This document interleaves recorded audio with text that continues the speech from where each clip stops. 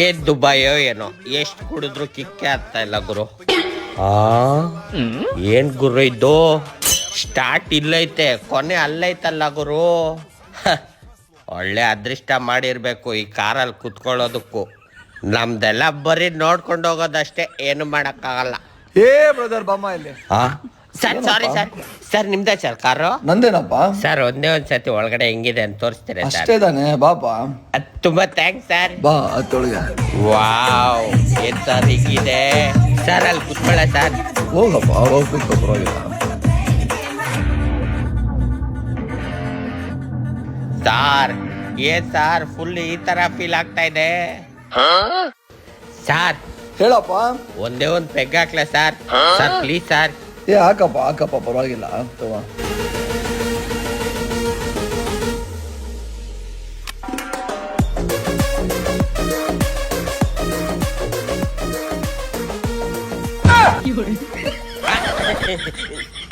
Sorry sir, ಅದು peg ಹಾಕ್ತಿದ್ದಾಗೇನೆ ಏನೋ ಒಂಥರ ಪವರ್ ಬಂದ್ಬಿಡ್ತು ಸರ್. ಸರ್ ತುಂಬಾ ಥ್ಯಾಂಕ್ಸ್ ಸರ್.